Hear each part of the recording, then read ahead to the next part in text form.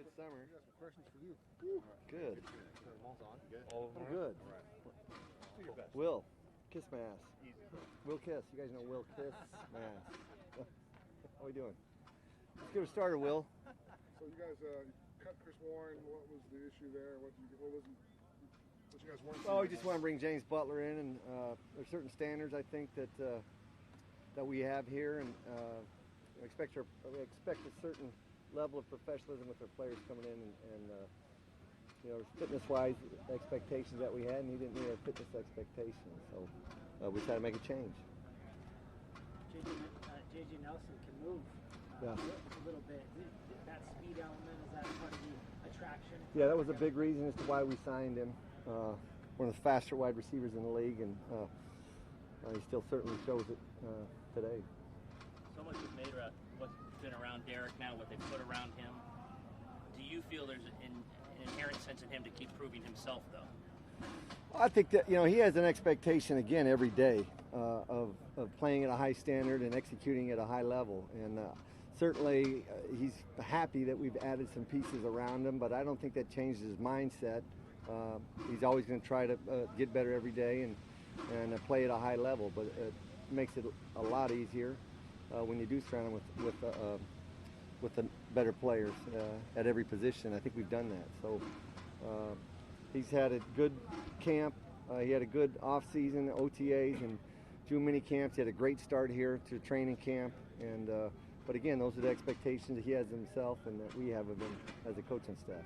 How do you feel about the development of second-year players, Kolton Miller and Brandon Parker? Great. You know, both the tackles have gained weight, they've gained strength, and really the entire rookie class that we had a year ago, we felt good about them when we drafted them, and we feel the same way going through their second season. I think they're more confident, they're playing faster because of the confidence level, but we like the growth of all those players. Derek talked a little bit yesterday about Trent Brown's environment that he was in with the Patriots. How's that been able to rub off on some of the younger guys, and how's the culture changing because of his presence? Well, again, if you look at our all the free agents that we've signed, they're all going to be in major roles on both sides of the football. We try to bring in guys, you know, again, that have won in the National Football League, and Trent Brown's one of them.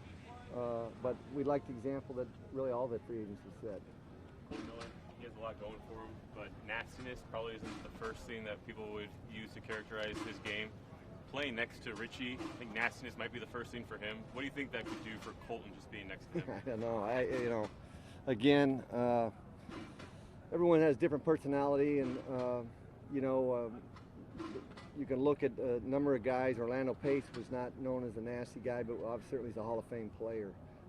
So he'll be himself, but Richie's always going to bring a nastiness to the room in terms of his play, and that's part of the appeal of signing Richie.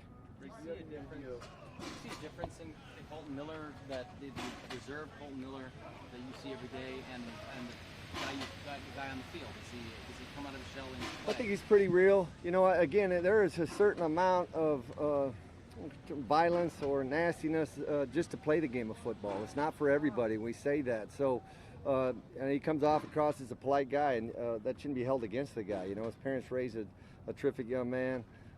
But I think at every position, it's a physical game. Certainly offensive lineman, when you're hitting someone across from you on every play, you know, you have to have a mindset of toughness when you strap on the helmet, and he's a tough football player. And again, guys show it different ways, but don't assume because that he's a quiet guy that he's not a tough football player. Along those lines, he's clearly stronger. Is he better equipped to kind of have that more of an edge and going into the second season? Yeah, I think so. Again, his confidence, his experience that breeds confidence, and he's had a great, you know, that first year. We're happy with how he played as a rookie because we know the experience factor is huge for all that rookie class, and he's played 16 games now as a professional football player, and again, every year the standards change based on that experience. So we're excited where he's at, and we're excited where he's going to be going. Greg, do you have any kind of update on Antonio? And I know it's only been a couple days, but does the work that you put in with Derek and the other receivers during the OTAs and things, and the private work, does that make this a little easier for you to slip back in? Yeah, it makes it easier. I don't know if you were here for the pre-practice, but he was out running around and doing some things today in our walkthroughs. And you know, with Antonio Brown, there's no such thing as a walkthrough. You know, he goes 100 miles an hour all the time. So I think he's going to be back quickly, and you'll hear more from Mike or John in terms of that injury report right now. But he looked good to me today in the walkthrough. Peterman got a lot of work today. What do you see from the backup competition between Glennon and It'll Peterman? be a competition. That's why yesterday we went with Glennon.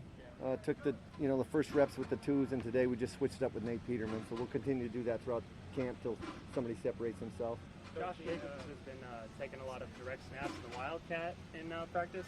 Do you see a big role for him in the Wildcat going forward? Yeah.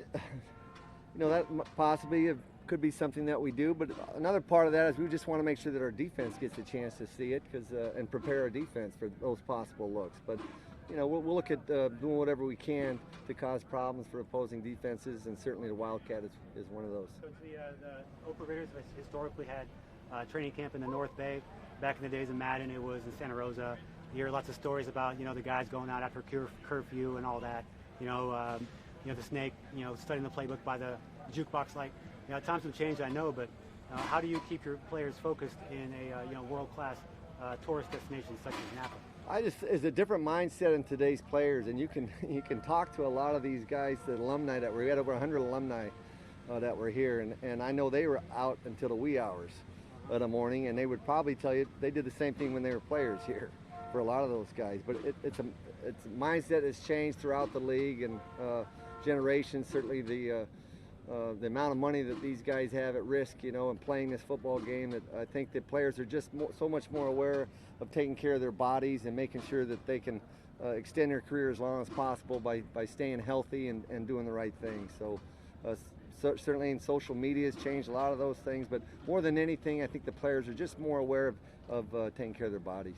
How would you assess Hunter Renfro's performance today, especially when matching against Marcus? Yeah, we're real excited.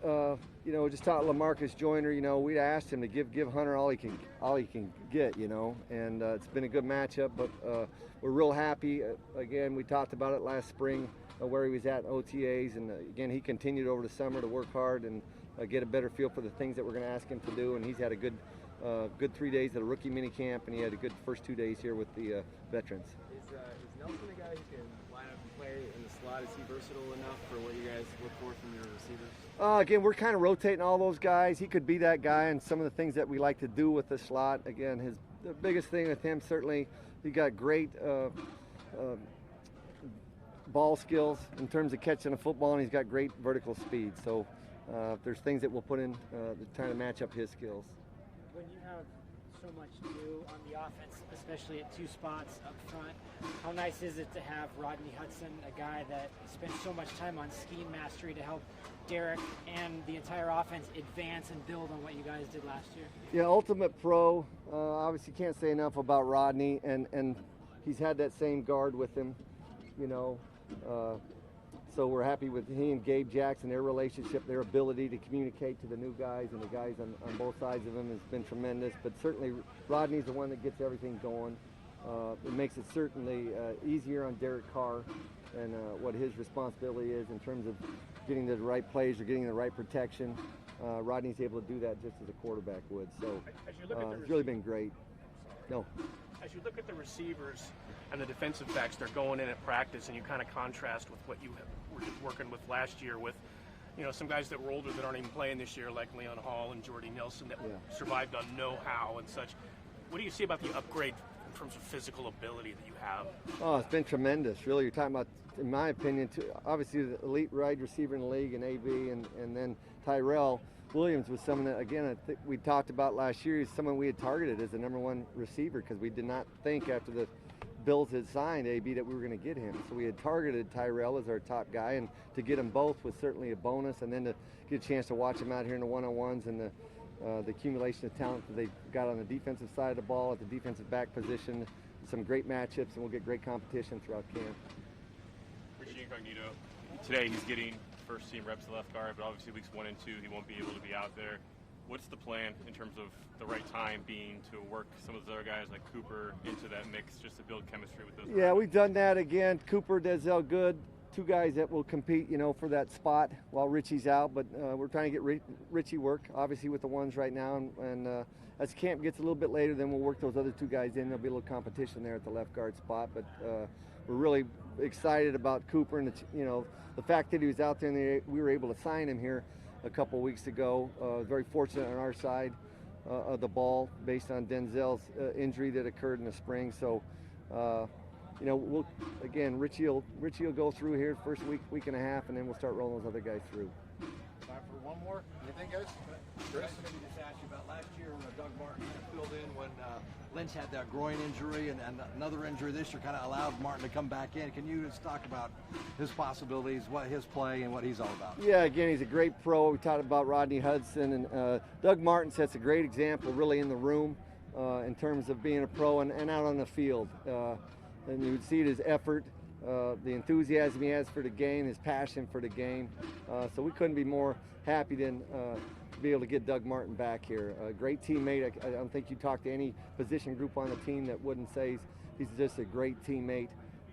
And he still, again, possesses, the skill that we need to play running back. He could be an every down back for us. He's good out of the backfield. He's still got a lot of tread left on his legs.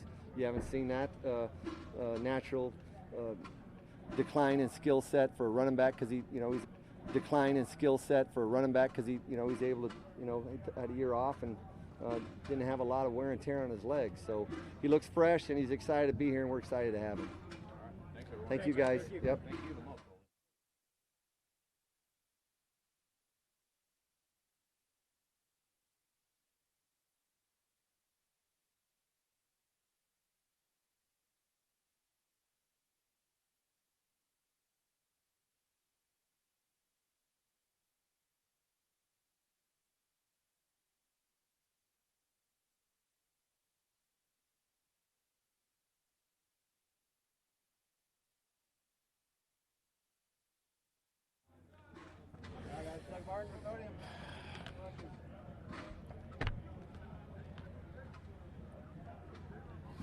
Being your second year coming in here in the Raiders camp, does it feel any different for you than it did the year before?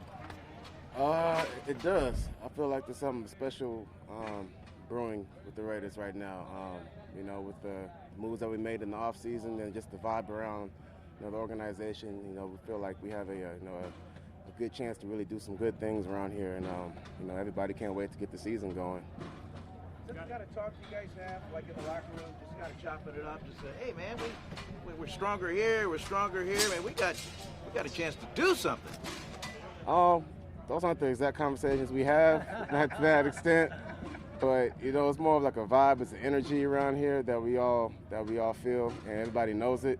So no, I can't wait till we get going. Your effort out there is pretty obvious in terms of how hard you're running, even during non-contact drills.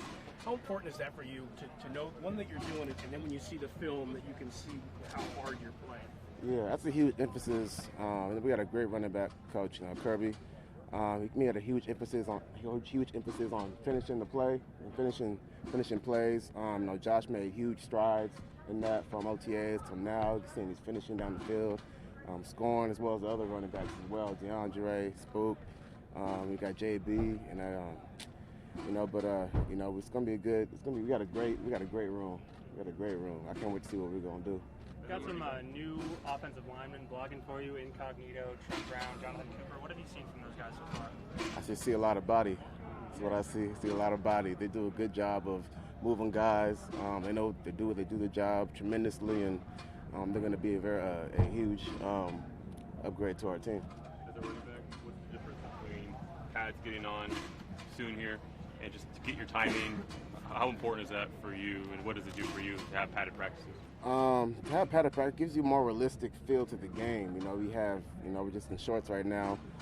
We have, nobody's winning. Everybody's trying to stay, neutral in their assignments. But once we get the pads on, we'll see who's going to win most of these plays. But I think we have a good chance on our side. But it definitely helps us, get a more feel for the game. He'll miss the first couple games, of course, but what do you think Richie Incognito brings to the left side of the offensive line? I think he brings an attitude. He brings a that grit to the line. You know, he's one of those guys that, you know, you want on your team. You know what I mean? So, like, I'm glad to have him. Doug, when we talked to you back in OTAs earlier, you talked about taking on that role of being a mentor, and you were relishing that. But now that there's a competition going on, kind of, how fine is that line between being a mentor and helping the guys behind you, and trying to win a job? Right now, you know, Josh, he's a great back. He's awesome back. You know what he could do. You know, me being 8 years into the league, you know, I'm just gonna use my experiences and just teach him the game, teach him the ways of the back, and, you know, push him, motivate him, inspire him, as well as other backs as well. And, you know, we just feed off of each other. It's healthy competition within the whole entire running back room. So, you know, we're all gonna push each other, and everything when we do that is just gonna benefit the team.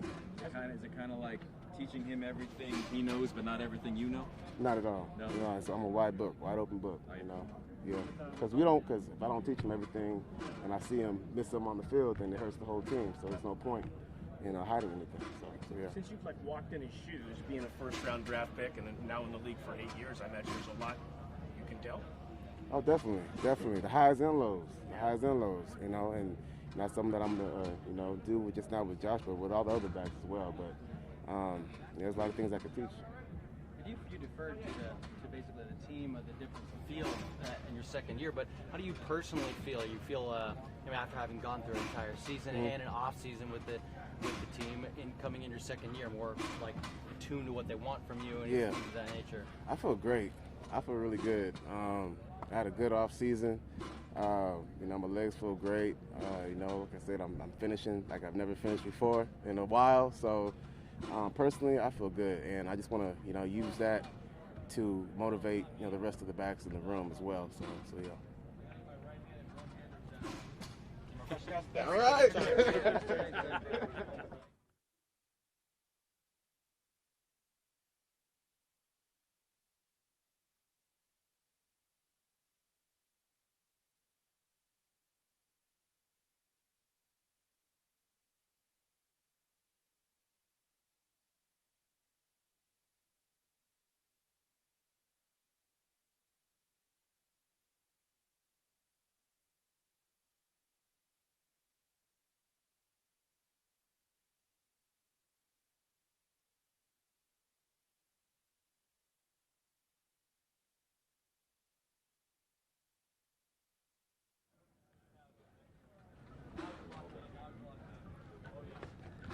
All right, guys.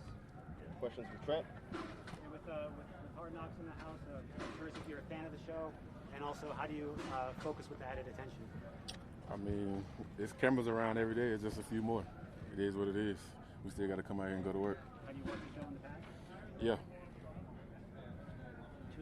3 years ago, someone says you're going to have a ring, you're going to read the words the highest paid offensive lineman in NFL history. What would you have said? I would have believed him. I always believed it about myself. And you spent time in Vegas with Von Miller at the Rush camp. What did that do for you? Because he'd obviously praised you a lot in the past. So what did that experience do for you? That was the second one I've been to. That was the third that he's had. I couldn't go to the second one because of the birth of my daughter. But it's really just a lot of invaluable information out there. I'm learning from them. They're learning from me. And just trying to get better, everybody.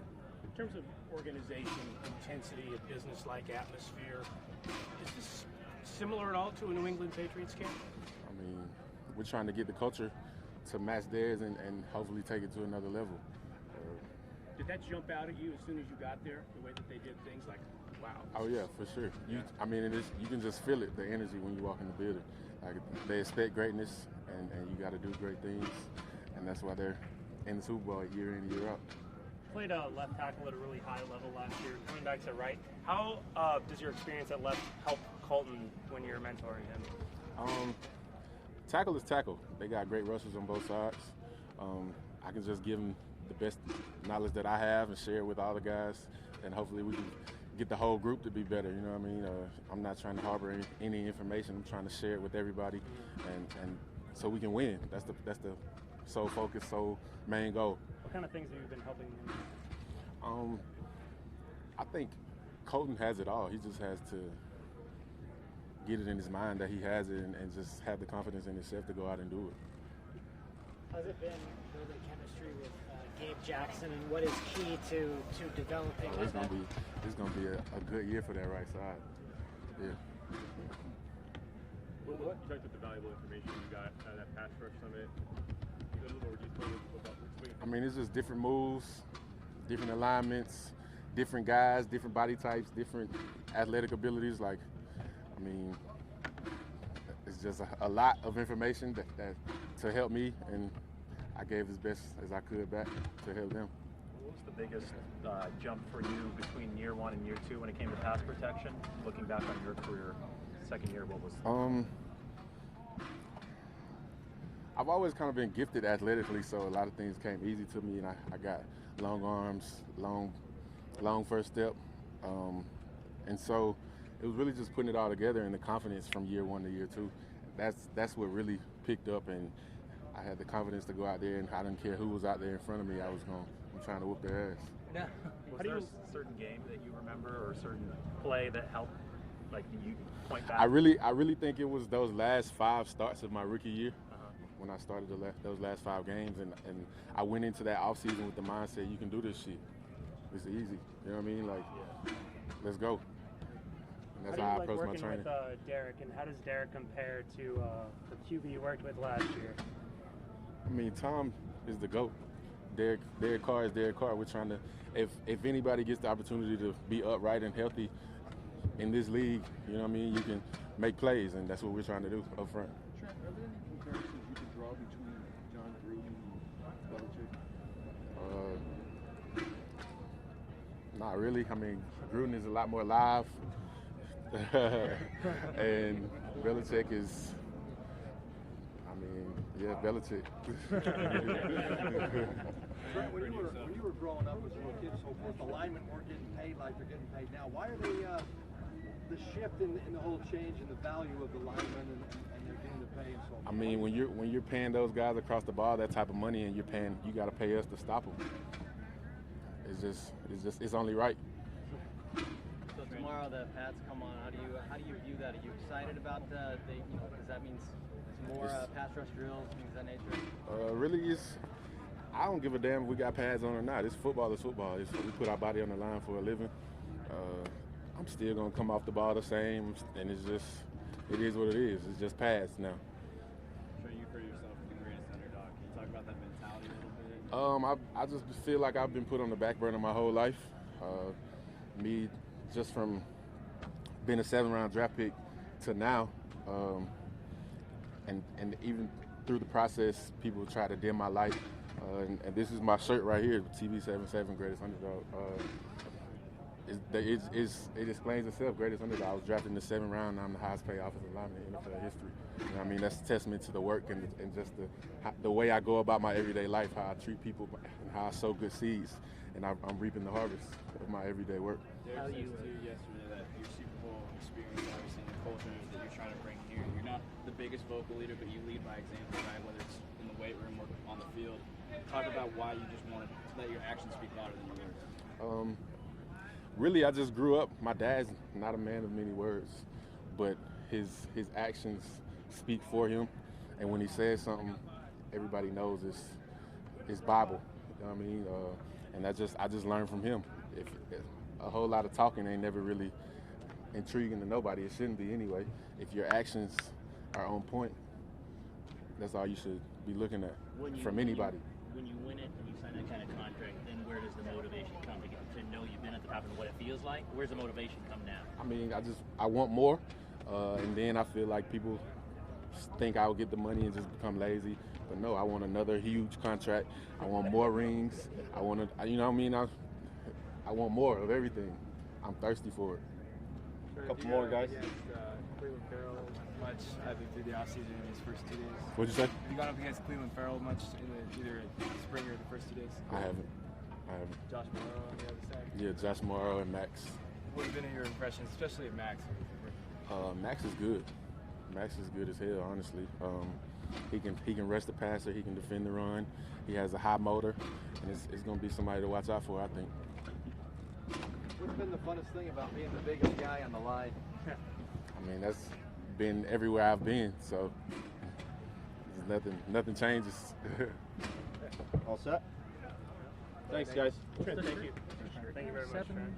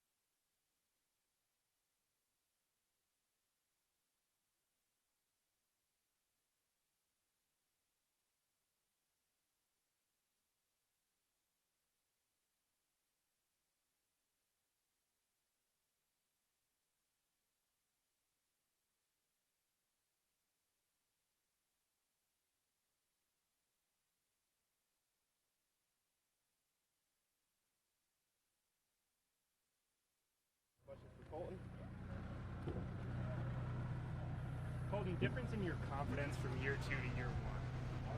Confidence. Yeah, I think confidence you get through playing. So being able to grow from the first season has helped my confidence tremendously. How do you think you've grown as a player? What sort of things are you doing now that you weren't doing then?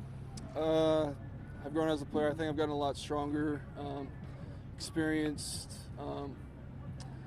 I think those. I think the number one thing is just being able to play and learn from your mistakes. I don't know if it's more quantitative or qualitative, but how would you capture just the strength gains that you feel you're able to achieve this offseason? I'm sorry? I don't know if it's more like based on weight or strength differences in terms of what you're repping or anything like that, but like how would you capture just what the strength differences in your game? Oh, right. I just feel more sturdy, I guess, less easy to push around. Feel like it's a lot easier to push people off the ball. You think having that increased strength might help you play with, I don't know if you feel like you need it even, but like just more edge, and plus particularly with next to Richie Cognito? Right, confidence. Yeah, just the whole, all those factors helped me tremendously. Kolton, when Richie says, when Richie says that he wants to bring some of that nasty streak out of you and wants to get you out of your shell a little bit, what does that mean? I think that's just speaking from a guy that's played 15 years in the league. Those are some of the best qualities that are in alignment, and I'm glad to be working with him, and I hope to learn from him every day. Greg Olson was saying that hey, you can't hold it against Kolton because he's a nice guy. do you feel? I mean, do you feel like do you think you're not too nice? Do you feel like you have an edge to you? Try to get you mad at me. Oh, am I supposed to answer that? Yeah, I think we're just guys got to focus on perfecting their craft every day, and you get a whole lot of personalities out here, and I think the important thing is coming together as a team and getting better every day. What's it like learning from a guy like Trent Brown, who's just coming off a Super Bowl, winning your position? Oh, he's been a big help. Just small details that he's just shooting at me, helping me with my craft has been really helpful, and I hope to learn more from him. You mentioned the last 5 games of his rookie season were really big for him entering his year 2. Has he shared any of that thus far, or did you have a similar experience where you felt maybe the way last year and it might be able to carry over for you? Yeah, again, I've asked him, about his past experiences, and he's shared with me, what programs he's been in and what's helped him, and I try to pull from that for sure. With guys coming on, what's your focus, I guess, from this point in camp on? Like, what are you trying to really have your attention on when it comes to your game? Just refining everything, pushing my teammates. Trying to get better as a team as a whole. Not only working on Minecraft, but pushing the guys across from me. What are your impressions of Cleveland Farrell? What are your impressions of him? Cleveland Farrell, he has good speed and he's strong. I think he can hold the edge. I think he'll be an immediate impact on our team. Do you look forward to when pads come on? Is it something that you like now we can really work the way we would on the field? Right. That's how football is played, right, with pads. So having that extra piece is going to be very helpful. How much pride did you take from making it through last year? I mean, it's no secret that you weren't 100%, but you still played every game. And Rudin has talked about that being kind of a big deal as a rookie. When you look back on it, what's the benefit of that, playing at less than 100%? I think you learn a lot more about yourself. You're challenged in things that you wouldn't think you'd be challenged in. And I think that's helped me grow as a player. And things that I thought I didn't need work on, that enlightened it, and I was able to get better from that. You battled for that knee seemingly all season, but once it came in, you were playing through it pretty much from the get-go. Was there ever a time where it was especially difficult to do that? And just, I want to kind of pinpoint your moment of greatest adversity when it came to pushing through injury.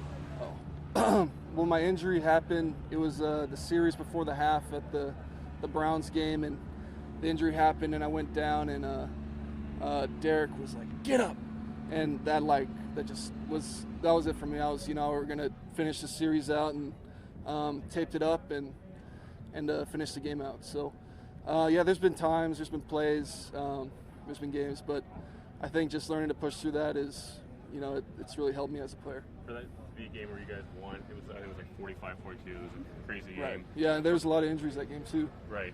Yeah. For it to be that type of a game, did that kind of just put some added seasoning on that moment for you? Yeah, as a rookie, fourth game in, and that being thrown at you was a big curveball.